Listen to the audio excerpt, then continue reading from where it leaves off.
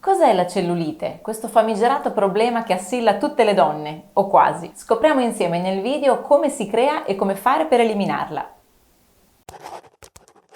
Ciao, sono Danila Anzalone, laureata in scienze motorie e massofisioterapista. Da 25 anni mi occupo di benessere e attraverso questo canale aiuto le persone ad avere uno stile di vita più sano. La cellulite è un problema che accomuna quasi tutte le donne ed è una caratteristica dello strato profondo sottocutaneo, quindi del derma e dell'ipoderma, ed è provocata da un'alterazione del microcircolo e del drenaggio linfatico con accumulo di tossine. Ma cerchiamo di capire meglio. Prima di tutto facciamo una distinzione tra ritenzione idrica e cellulite. Sono due cose diverse che spesso sono coesistenti, quindi ci sono entrambe, ma non per forza deve essere sempre così. Può esserci una, può esserci l'altra. Nella migliore delle ipotesi non c'è nessuna delle due e questo per le più fortunate.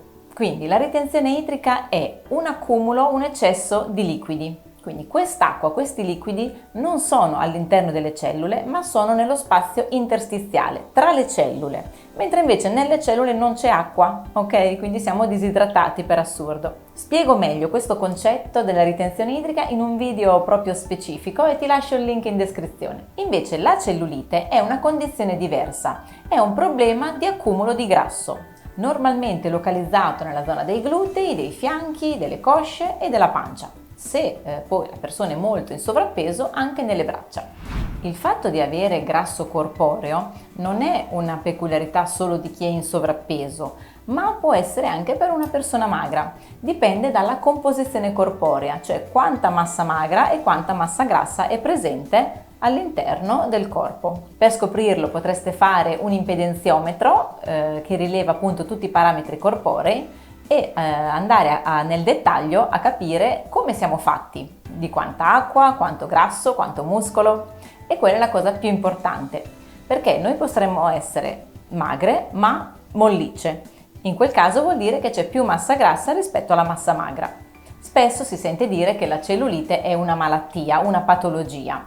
Allora anche qui ci sono delle distinzioni da fare, perché nelle donne che fanno di tutto comunque per stare in forma, quindi hanno uno stile di vita sano, fanno attività fisica, mangiano bene e in ogni caso si presenta un pochino la buccia d'arancia o quello che è appunto la cellulite, non è una patologia, è semplicemente un accumulo di grasso localizzato, una adiposità distrettuale cosiddetta. In quelle parti si deposita tessuto adiposo, ma le cellule adipose sono funzionali, funzionano bene, sono disposte in modo corretto e quindi tutto funziona bene.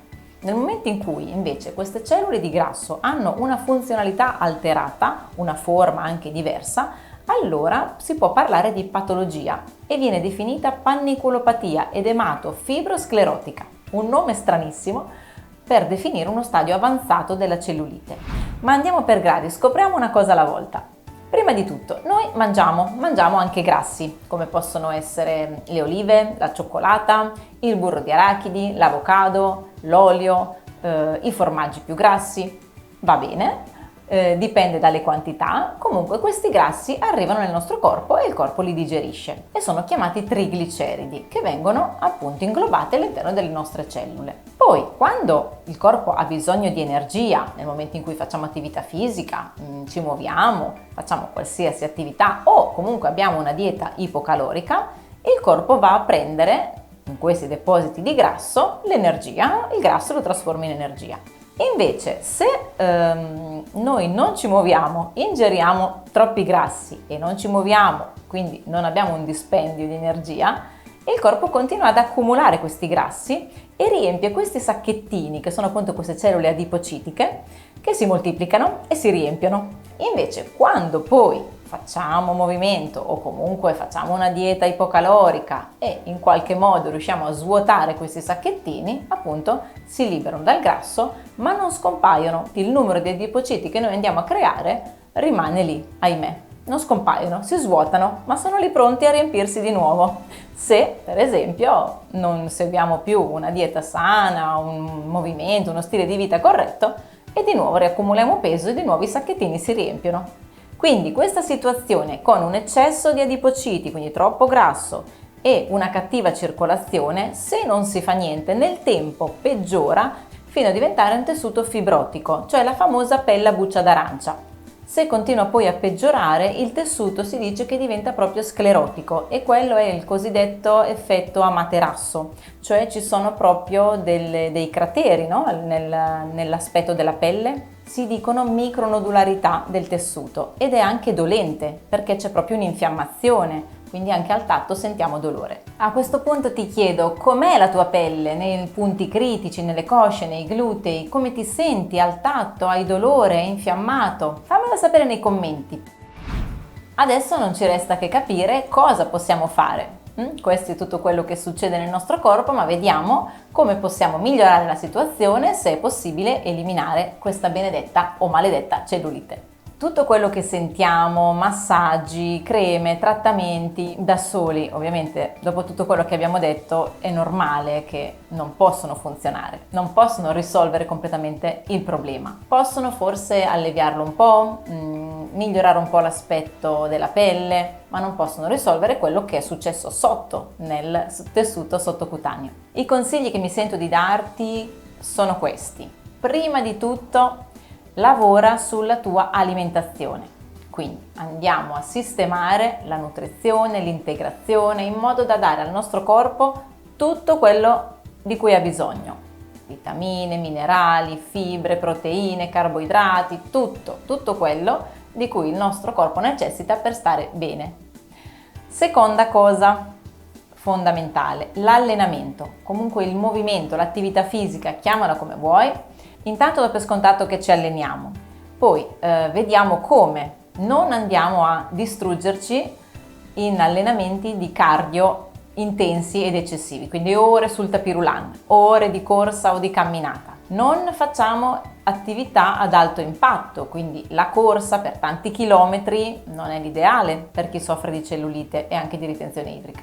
Allenamento con i pesi, sì, ma sempre seguiti da qualche esperto, istruttore, personal trainer, e non portiamo il muscolo allo sfinimento, quindi non 1000 ripetizioni. Va bene qualsiasi attività fisica ti piaccia, ma fatta in modo costante e seguita da un esperto. L'altra cosa fondamentale, bere a sufficienza, quello per cui il nostro corpo ha bisogno, e tenere l'intestino pulito. Quindi cosa vuol dire? Andare regolarmente in bagno ogni singolo giorno in modo che l'intestino sia pulito e la circolazione a livello viscerale, a livello intestinale, generale di tutto il corpo funzioni bene, funzioni meglio, in modo da trasferire, da far sì che la circolazione sia libera, anche quella linfatica, non solo quella sanguigna, possa fluire bene anche negli arti inferiori, che di solito sono quelli più colpiti dalla cellulite.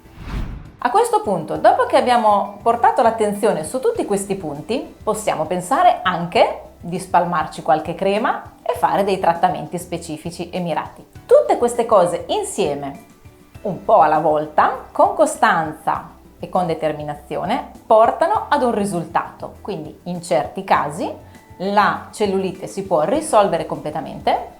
In altri casi può solo migliorare un pochino l'aspetto della pelle, dipende dallo stadio in cui ci troviamo, dipende cosa facciamo, cosa abbiamo voglia di fare per migliorare. Se ci troviamo all'ultimo stadio, come abbiamo detto, col tessuto sclerotico e siamo in uno stadio molto avanzato, possiamo rivolgerci comunque a un esperto, a un medico che può consigliarci i trattamenti più idonei e come affrontare la situazione nel modo più corretto. In conclusione, quello che voglio dirti è di stare tranquilla. Chi è più grasso, chi è più magro, chi è più giovane, chi è più meno giovane. La cellulite è un problema che accomuna un pochino tutte, chi più, chi meno. E la cosa più importante, oltre a creare una ricomposizione corporea, quindi meno massa grassa e più massa muscolare e un sano stile di vita, come abbiamo detto finora, ma ancora più importante è stare tranquille, accettare il nostro corpo e anche creare momenti di rilassamento. Quindi se sei troppo stressata e questa cosa ti angoscia, ti guardi allo specchio, non ti piace, c'è sempre qualcosa che non va, si innesca un circolo vizioso che può solo peggiorare la situazione. Invece, se ci vogliamo bene, ci prendiamo per mano e diciamo: adesso voglio prendermi cura di me, voglio fare qualcosa per me, voglio prendere il mio tempo e provare a migliorare questo aspetto. Così, solo così, possiamo intraprendere il giusto percorso col giusto spirito e con costanza e pazienza nel tempo possiamo sicuramente migliorare o risolvere completamente questa situazione. Se il video ti è piaciuto lascia un like, iscriviti al canale e scrivimi nei commenti quale argomento ti piacerebbe ascoltare. Ciao!